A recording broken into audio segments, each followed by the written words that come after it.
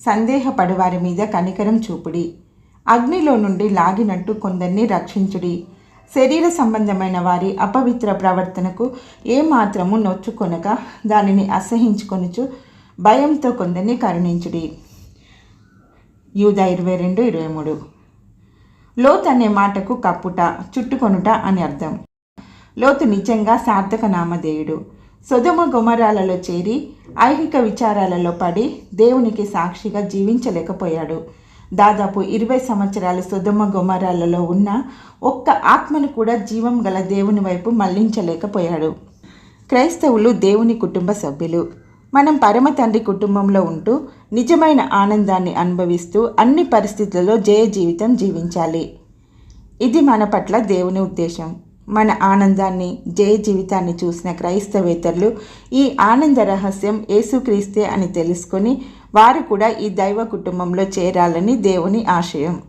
ఈ ఉద్దేశం మేరకు మనం జీవించలేకపోవడం దేవునికి దుఃఖం కలిగిస్తుంది. లోతు ఎన్ని తప్పటడుగులు వేసినా బైబిల్ అతన్ని నీతిమంతుడు అంటున్నది. ఒక వ్యక్తి నిజ స్థితిని చెప్పేది దేవుడే. ఆయన హృదయ రహస్యాలను ఎరిగినవాడు. లోతు విశ్వాసి అయి ఉండి కూడా జయ జీవితం జీవించలేకపోయాడు. అబ్రహాము జయ జీవితం జీవించి దేవుని గణపరిచి దేవుని మెప్పు పొంది విశ్వాసులమైన మనకు ఆదర్శంగా నిలిచిపోయాడు. దుర్మార్గుల కామ వికారయుక్తమైన నడవడి చేత బహు బాధపడిన నీతిమంతుడగు లోతుని తప్పించెను. ఆ నీతిమంతుడు వారి మధ్య కాపురముండి తాను చూసిన వాటిని బట్టి వినిన వాటిని బట్టి వారి అక్రమమైన క్రియల విషయంలోనూ దినదినము నీతిగల తన మనస్సు నొప్పించుకొనుచు వచ్చెను. 2 పేతురు 2:7-8. పై 2 వచనాలలో 3 సార్లు లోతు నీతిమంతుడని అపోస్తలుడు పేతురు సాక్ష్యమిస్తున్నాడు.